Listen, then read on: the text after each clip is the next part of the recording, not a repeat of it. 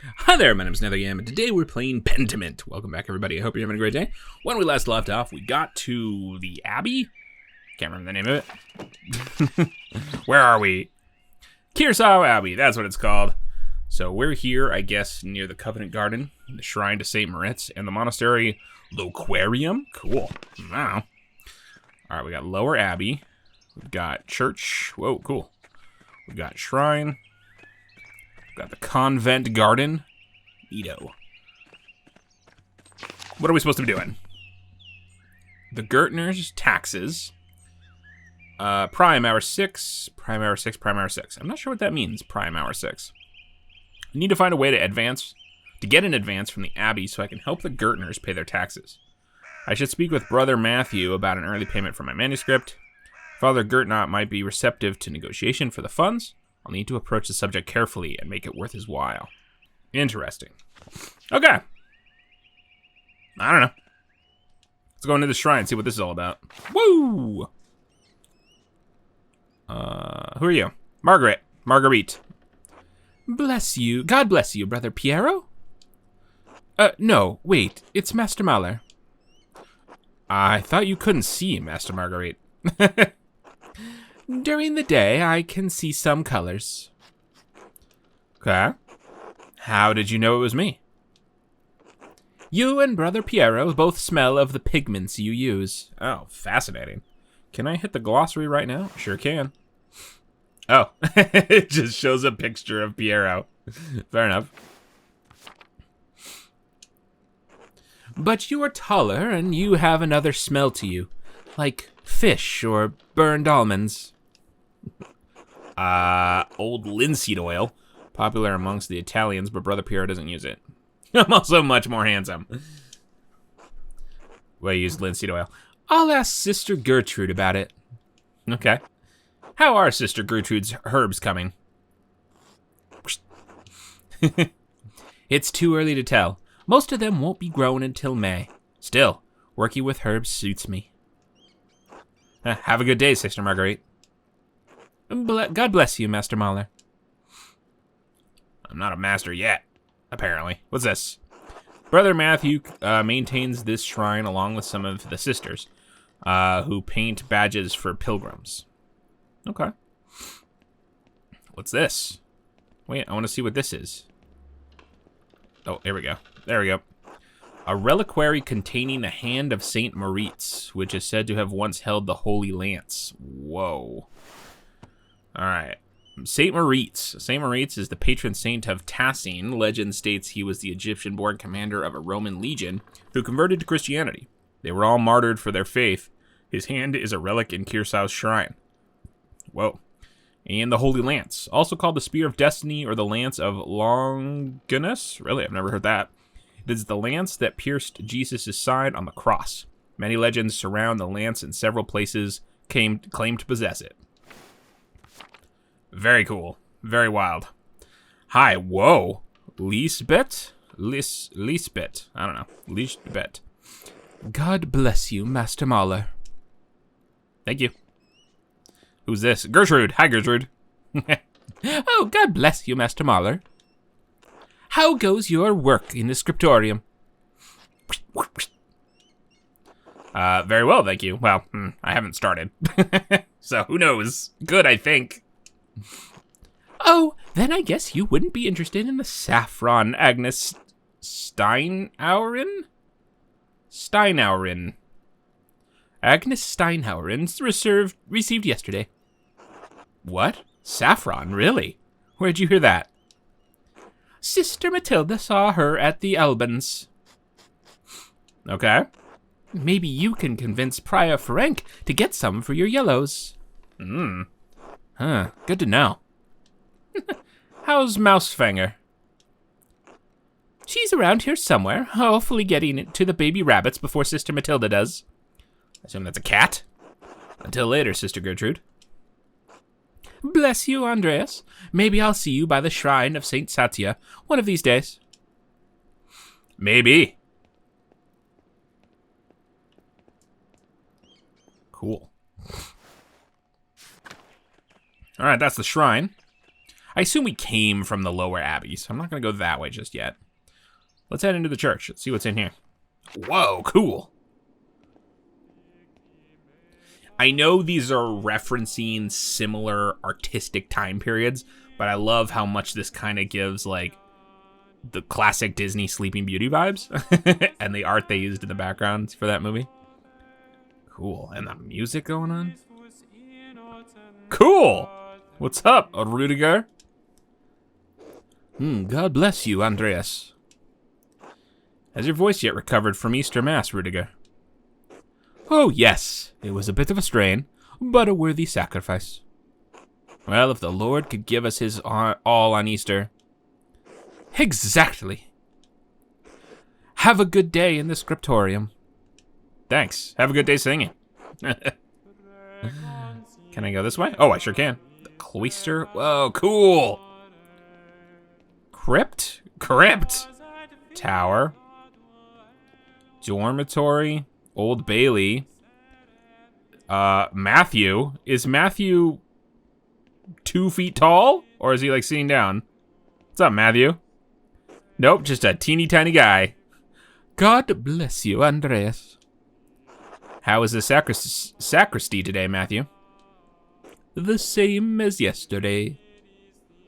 Does my vocation seem silly to you, Master Mahler? No. As a theology student myself, absolutely not. Even though I did not complete my theological studies, I understand the importance of the sacrist. Nethergam doesn't. Your understanding is appreciated. The treasures of the Abbey remain secure. Thank you for your inquiry.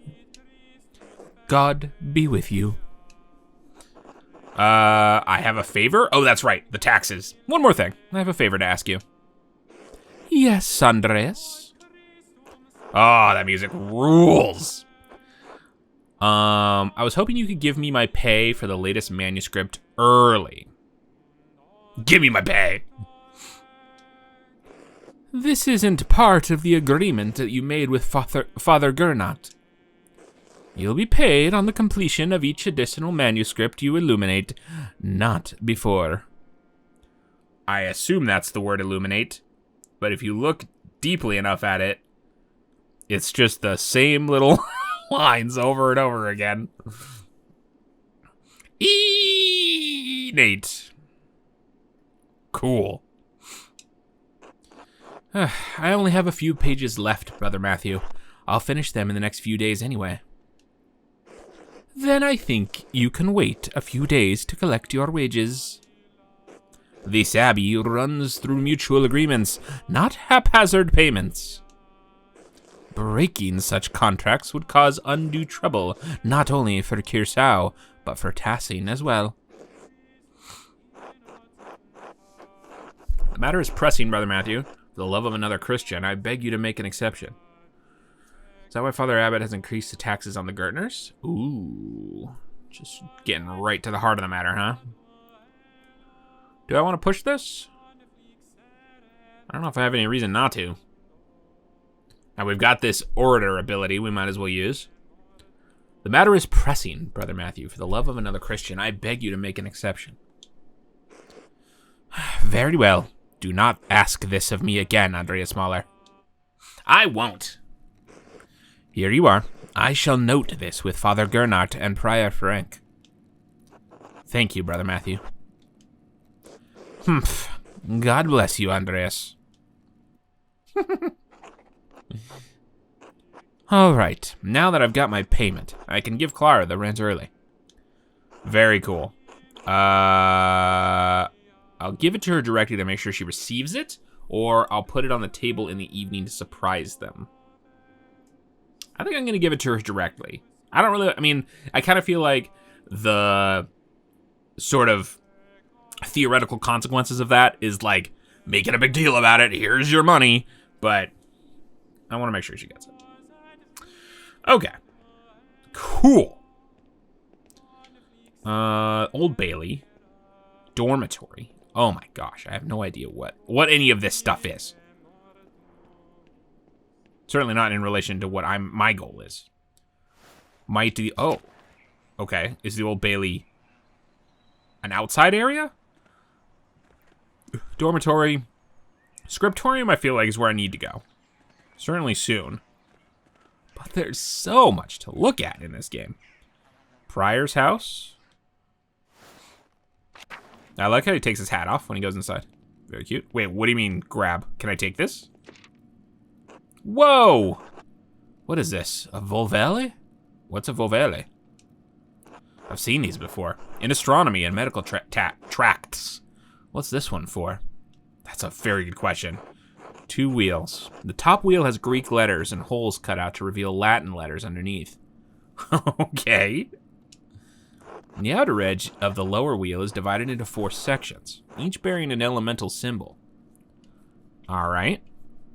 Cool. 24 holes, enough to cover all letters in the Greek and Latin alphabets. Ah, a quarter turn of the upper disc aligns a different elemental symbol with the top of the lower disc. And that reveals a different set of letters underneath. I wonder what it's for. A cipher of some sort? Certainly seems to be. I need to investigate more. This has to be connected to something else around here. Yeah, whoa. Neato. I like, the attention to detail in this game is absolutely bananas. Look at the way he walks, where he hits his toes first. I think that was common at the time. For like a sort of fancy way of walking is where you would touch your toe first. As opposed to sort of, I don't know, maybe more traditional sort of heel first? I don't know. All right, let's go into the scriptorium through this door, I guess. Wow. What's this guy's name? Piero. What's up, Piero? Wow, cool. I assume this is me. Piero, how's it going, buddy? Andreas, God bless you. So good to see you. Good morning, Brother Piero. Good to see you as well. I don't like this weather. My bones ache. It means a storm is coming. Big Jorg Gertner says that if you live here 10 or 15 years, you can smell storms coming. Brother Adok has been here long enough that we can always smell him coming. Oh, wow. Do not forget, Brother Guy, the fate of the youths who jeered the aged prophet Elijah outside of Bethel. Mauled by bears, weren't they? She-bears. Guy, are you comparing yourself to a prophet, Brother Adok? I am comparing you to an impudent youth whom the Lord in his ineffable wisdom may choose to strike down. So one thing I noticed that I was a little confused about before was I think whenever they refer to religious figures like God, or even in this case, his, they write it in red. But presumably in real life, when you would be writing that out, you wouldn't necessarily go switch to your red ink while you were writing. You would just leave a space. I assume, this is just a guess, but I assume you would just leave a space for that word and then continue on. And then once you were finished with that page, you were finished with the ink, you'd probably clean out, your quill or your brush or whatever it was you were, writing with, and then switch to the red ink to fill in those words, which I think is super cool. Super cool that they sort of incorporate that into the text, into the actual progression of the words. It makes it a little difficult to read sometimes, especially with the handwritten script that just has nothing for a minute. Brother Guy, please show more respect to Brother Adok. You're being mean-spirited. Calm yourself, Brother Adok. You're too sensitive to Guy's jokes. I can't remember what was originally said 2 seconds ago. Oh, right. He said he smelled. Yeah. Come on, Guy. Show respect to Brother Adok. You're being mean-spirited. Stay out of this, Andreas. The old fart can defend himself well enough. I need no defense against the likes of you. God protects his faithful against the Inquisitus. Well, Everyone seems quite lively. I suppose that means Prior Ferenc is not overseeing us today. He was here, but then he heard Lorenz Rothvogel had arrived, and he hurried out like a little mouse.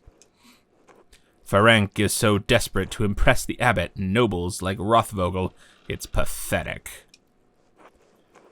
You feign kindness to Father Abbot and our prior, only to speak about them like this behind their backs? It's shameful. Oh no. Baron Rothvogel, his manuscript. I just realized that he will want to see his manuscript. How silly of me. Of course that's why he is visiting. Better get to work, Piero. Wait. Is Piero working? Yes, Piero is working on his manuscript, I think. Because he complimented his use of color. Perhaps if you were younger and faster, you wouldn't need to worry so much about patrons' visits. Wow, I like Guy less and less every time he opens his mouth. True craftsman cares more about quality than simply being fast, idiot. With skill comes speed. Sadly, it may elude you forever. If all I had to do was write letters, I suppose I'd be fast too. Rather take my time than compromise quality. Humph. Anyway, what's the problem? The Baron is just one client. He has to wait like anyone else. Andreas, Baron Rothvogel is not like anyone else. He has powerful friends, including the Prince Bishop of Freezing. Freezing? Freezing? I don't know. Who's this? Oh, he's a turnip. Prince Bishop of Freezing. Religious and secular ruler of scattered territories in the Holy Roman Empire, including the lands containing Tassing and Kirsau Abbey. Oh, okay. Cool. Kirsau is already out of favor. Father Abbot does not want to have to deal with more attention. Well, if Prior Ferenc isn't here, I'm going to work on my masterpiece until he arrives.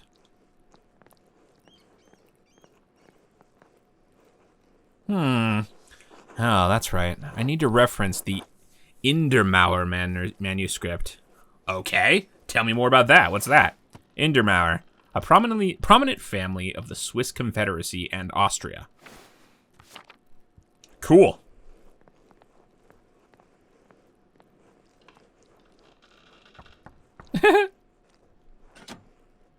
Zdina. What do you want, Andreas? A book. The Indermauer manuscript. The Book of Hours. Okay.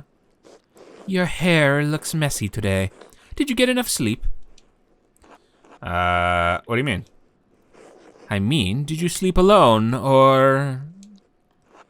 why do you want to know? It would be nice to have something to think about during divine reading. Wow. Have you considered the Lord? You really are a cloud on a sunny day, Andreas. Could I just get the book? Ugh, that's all the way upstairs. Can't you get by without it? I'm sorry, but I really can't. I need to reference it for my work. Really? My feet hurt and the stairs are so steep. I'm just going to ask Illuminata to get it. Who? Oh, that person. Well, that clears that up. Sister Illuminata!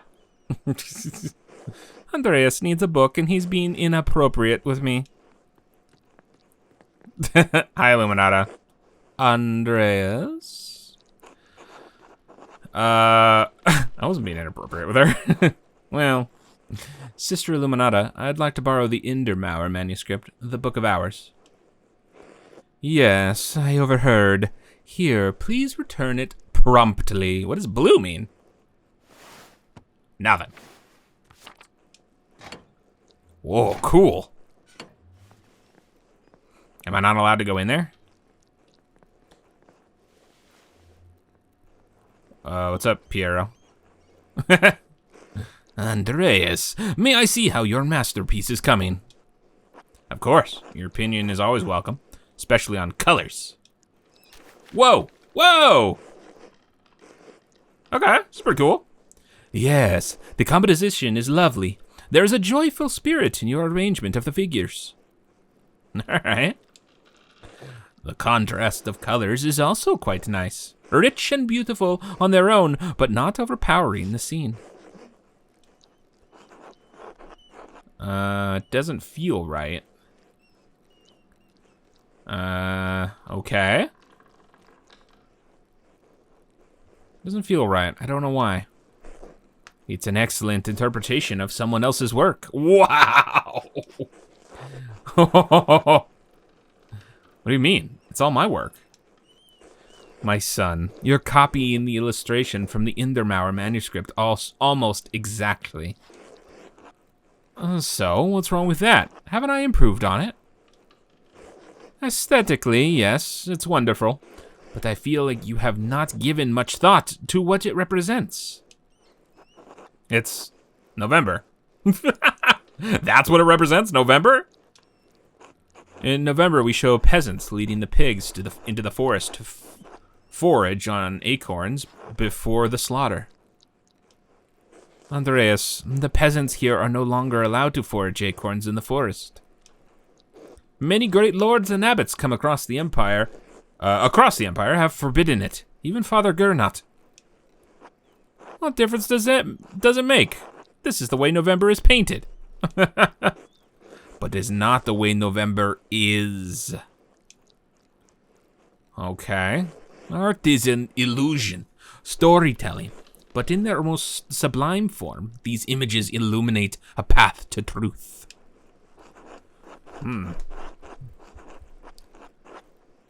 It's most important to me that my clients are happy. They won't pay me for truth.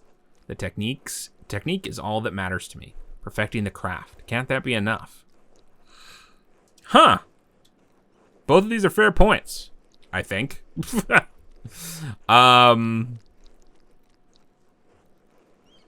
Let's go with, it's most important to me that my clients are happy. They won't pay me for the truth. Yes, but with God's grace, this book of ours will outlive us all. What will it say to those who see it in a future generation, centuries beyond our comprehension? Some will gaze deep into your lines and paint to seek a deeper meaning. What will they find? But you need not listen to my opinions. They are just the thoughts of one old monk. There is no place for the monastic scriptoria anymore. In truth, this room is a place out of time. Why has Kearsall kept this up for so long? Does that make you sad? I admit I am still fond of the old styles of lettering and illumination, but even in my youth, I knew it could not last. The creation of books, of art, is no longer the province of monasteries. So be it. More people will be able to write, more will be able to read, and in so doing, be brought to truth. Let's see, don't you think there's a danger in anyone being able to write? Anyone be able to read anything? Wow. I think there will always be a place for artists like you and Brother Adok. Yeah. I think that's true.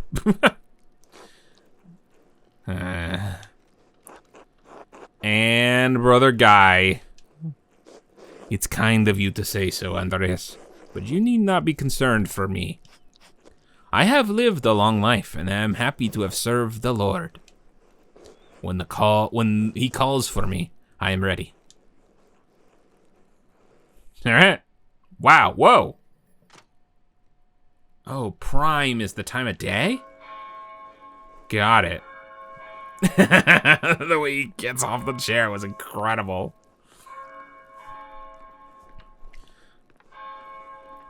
Stay sharp, Adok. Ah, where has the time gone? It is already Tercy? Tercy, a monastic hour corresponding to 9 a.m., one of the little hours of prayer. Tercy precedes Mass and the chapter meeting. 9 a.m.? This whole thing has happened before 9 a.m.? Oh boy, people get up way too early in this game. Too much talk. I must ask forgiveness for not honoring the rule. Until later, Andreas. Until later. Until later, buddy.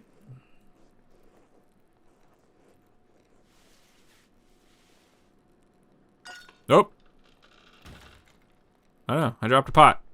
Who's this guy? Why does he look sus? Oh. He's using his codex.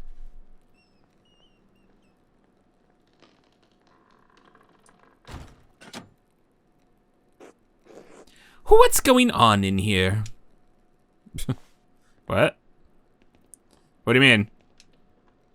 Andreas, what was that noise? Oh, I'm sorry, Sister Illuminata. I knocked a bowl of paint to the floor. But then Prior Ferenc came in, wrote in one of his books, slammed it closed and left. He was in such a hurry, I don't think he even noticed me. He was slamming books shut? Prior Ferenc should know better than that. Okay. Some of these manuscripts are quite delicate. He seemed to be in a great hurry. I think he's on edge since Baron Rothvogel arrived early. Which is why books should not be taken out of the library unless it is necessary for divine reading or work in the scriptorium. Are you still mad at me for borrowing the Chronica Clara? No, anger is not an appropriate response from, none. Wow. This is just 6 identical lines. But the fact remains that you tricked me into giving you that book for no valid reason. Not valid? Is it not valid to want to see the work of one of the great Irish scribes? One who wrote masterworks that even now grace libraries at Colonia, Fulda, and Mainz. No, it's not. Not unless it pertains to your work or the abbot permits it. Now, if you'll excuse me. Wait, what's all this fuss about Lorenz Rothvogel? Why is Prior Ferenc so nervous? Lorenz? I didn't know you were familiar enough with the man to use his Christian name. Anyway, I haven't dealt with him personally, but the prior and father abbot have. I only know that he's purchased a number of our most valuable manuscripts over the years. And he paid enough to help the abbey when we needed it. Like what? What did he buy? I can't remember. You know, I have my own responsibilities to attend to. How about this, Andreas? If you help me recover some missing books, I'll tell you what I know about the Baron. Yeah, absolutely. A quest? Let's go. Of course, I'll help you in any way I can. Thank you. It's for the good of the Abbey. Where should I begin? Out there, where you and your cohort have carelessly strewn books around the scriptorium. Okay. I will tell you what books I am looking for, find them, and return them to me. The first books are 2 volumes of the Aeneid. Aeneid. Poetic epic telling the legend of Eye-ness. Anise. A heroic Trojan who struggles to reconcile his personal desires with his destiny to found Rome. Okay. It was written in the 1st century BC by the Roman poet Virgil. Cool. The Aeneid. Reddish covers, 14 inches by 10 inches, 3 inches thick. Innsbruck inches or Nuremberg inches? Oh, I know the ones. They're among Piero's favorites. He keeps them by my desk. They are not his to keep. Fair enough. Whoa. Whoa! There's a fair amount of wear on these. I hope you don't mind. Cool. Oh, man, I love the art. I wonder if this text means anything real, or if it's just sort of their generic Latin that they throw everywhere. These volumes were old even when Piero started to make the copies. How long ago was that? 3 years. The Aeneid is not one of my favorite stories, but I understand why it appeals to Piero. Cool! Eye-ness chose his duty to the gods over his lover Dido. I love how they come into the books. That's so cool.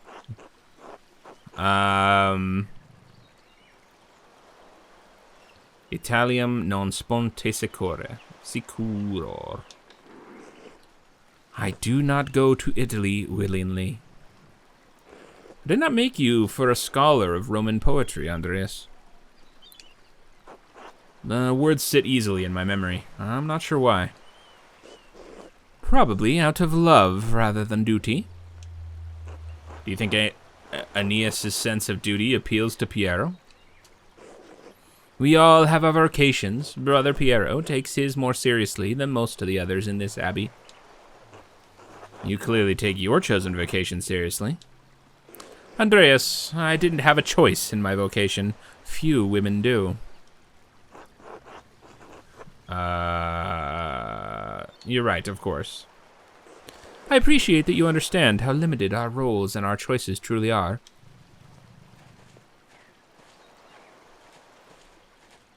She coming into my scene? Cool. Even in stories, we are maidens to be rescued and wed, cruel seducers of men, or wizened crones. Like Dido, we ordinary women are merely tools in the trades of men. We can never be the protagonists of our own stories. No woman is exempt from that. From the empress to a nun, it is our lot. I suppose I understand why you are not fond of the Aeneid. It's fine poetry. For men. Now, the books, if you please. Cool! I like that. I like that way of doing like the conversations and talking about the books. That's gonna be really fun. I hope they do a lot of that. Thank you. Next, Wretched Guerin? Guerin, an Italian chivalric romance written by Andrea de Barberino in the early 15th century. The titular character rises from impoverished origins to go on heroic adventures and discover his noble parentage. Originally published as a manuscript, it enjoyed greater success as a printed book. This is a printed copy, green cover, diamond pattern. I do not have the size in the ledger, but hopefully the description is enough. I know the one you're talking about. Brother Adoc was reading it. Cool. Alright, let's grab this one. Here we go. Neato. Wow, neat. Hanging out on the horse. The beauty of this book truly belies its ridiculous content. I'm surprised the Abbey owns a copy. We don't. It belongs to Amandia Russocco of Lugano. It's a Venetian edition that's quite valuable. He loaned it to us 5 years ago. It was subsequently lost, and the abbot has received 3 letters about it. I've certainly seen the brothers enjoying it. That book is not appropriate reading for Benedictine monks. And yet, a baby is sold to pirates, raised a servant, then lives a life of adventure, wooing princesses and fighting in tournaments. You forget the best part. In the end, Gorin learns he has royal blood, the son of a duke. He reigns as a king and dies a pious hermit. What's not to love? Benedictines should be dreaming of reconciliation with our Lord, not lusty adventures. Redemption will still be waiting for them when they put them down the book. Yes, always, but they still must choose redemption. Should we go on sinning so grace will increase? Of course not. Fantasy leads to temptation. Temptation has led to the downfall of many men and women. Temptation leads to hate. Sometimes, yes, but books like this, it's all the same type of fantasy, isn't it? To die better than we are born. And what's the problem with that? Why shouldn't a peasant dream of being a king? There is neither... Few? Jew. There is neither Jew nor Greek, neither slave nor free, neither male nor female. Female, for you are all one in Christ Jesus.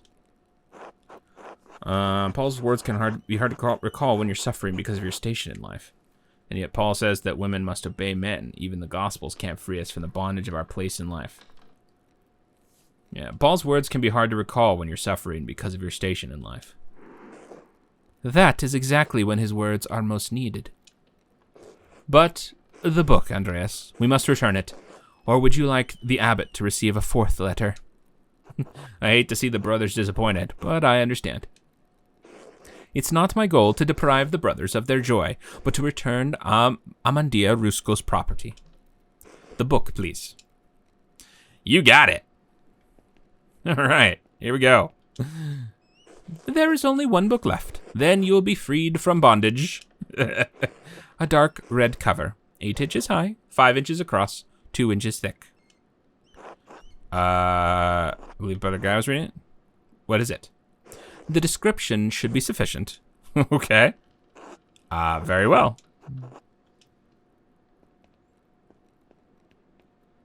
Yeah, I thought I noticed it down here earlier. Whoa. No, this looks all pretty legit in terms of, like, the writings and stuff. Wow. Now that I think about it, Guy has always been guarded about this book, like he was hiding it. Very good. Please bring it here. What is this, anyway? Ah, it's in French. The soul that God touched, empty of sin in the first state of grace. Yeah, I mean, ame touché par Dieu, I mean, means God touched, right? So that's, like, legit. These are actually, like, they actually, like, wrote all these things out? That's tremendous. Bastard script. Elegant descenders. What is this? Whoa. Why are you asking so many questions? Just give it to me. Why won't you tell me what this book is? Because it's a dangerous book, Andreas Mahler. One the previous abbot tolerated in spite of a papal order to destroy it. 3 French bishops condemned the book. All copies were to be burned. Its author shared the same fate. Whoa. What? Why? I don't know, Andreas. It isn't my place to question the judgment of one bishop, much less 3. And before you ask, no, I haven't read it, but I know it contains a dialogue between love and reason. So the book is dangerous. When did the bishops condemn it? I love it.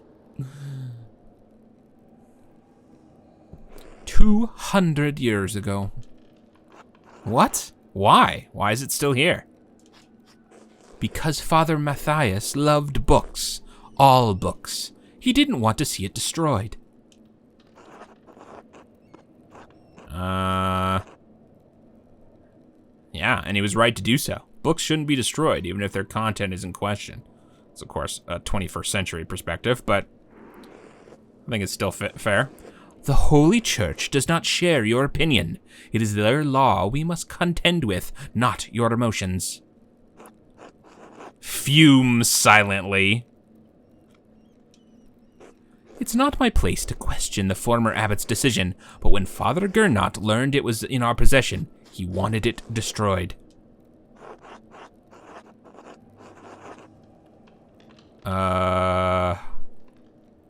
Must the book be destroyed? No one even knows that it's here. I do.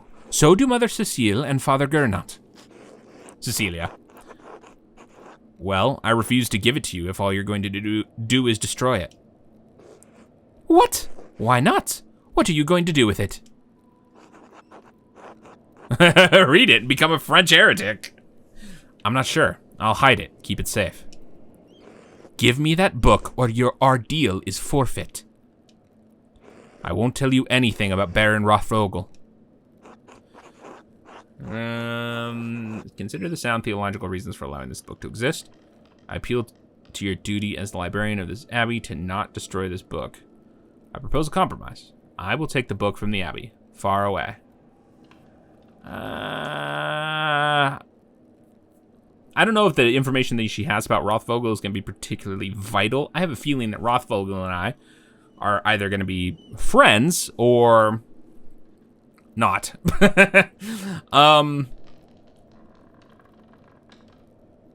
Yeah, I appeal to your duty as the librarian of this abbey to not destroy this book. My duty is to God and to the vows I made to the rule. But you do love books as well. I know you do. Expressed admiration for the Irishman's career. Offered to help Illuminata enthusiastically. Quoted the Aeneid from memory. Books shouldn't be destroyed. So I won? So what I'm gathering from this, even though it's hard to say, because I think I succeeded, so I'm not sure what it looks like when I fail, but it says, persuaded Illuminata. I think this is a progress bar directly underneath that, and I filled it and got a check. And I think those 4 things boosted it, filled that bar, I think, is how the persuasion system works, which is very cool. So it takes the conversation that we had up until this point into account, which I think is really neat. Success. Andreas, I love God. Books contain knowledge that can help bring us closer to his truth. I do not love books as things, but I love that books can convey God's truth. It is not my place to judge your love of books, but is not a love we share. Oh. Interesting. So here I failed. So I didn't have enough to do it, what, twice? But does the gospel not say, hate the sin but love the Bible? Which means books, so... No. No, it does not.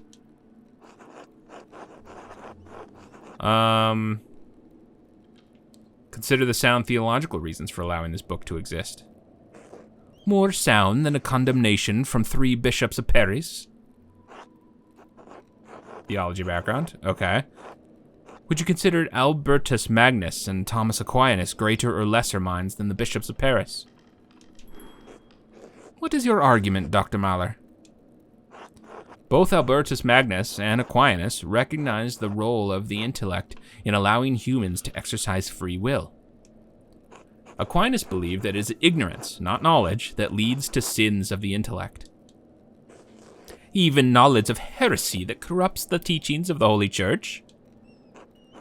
Are we to believe that the bishops of Paris, in comprehending the heresy in this book, lost their knowledge of the gospel? Are we to believe that any falsehood, no matter how alluring and comforting, can withstand the light of truth? Destroying this book will not destroy the idea of heresy. Destroying it will not place our sinners' souls closer to grace, just as reading it will not perch us on the precipice of damnation. Got her! I'm trusting you in this, Andreas. Against my better judgment, don't make me regret this. I might. I might. All right. I think after we've now collected all the books, I think that's going to have to do it for today. Thank you so much for joining me. When I come back with more Pentiment, we will, again, I do more stuff. I'm not entirely sure where this game is going yet. But I have a feeling we have not yet reached the hook, the thing that is going to take our, pretty, average illustrator here into a different life or something. I'm just sort of, basic storytelling. I assume something is going to upend our world here, and we haven't gotten to that point yet. So I'm looking forward to that. Thank you so much for joining me. I can't wait to see you all again soon. Okay, have a good one. Okay, bye! Thank you again for watching the video. If you'd like to see more from me, feel free to subscribe to the channel and hit that notification bell if you want to be notified when my videos go live. I'd also very much love to hear from you down in the comments below.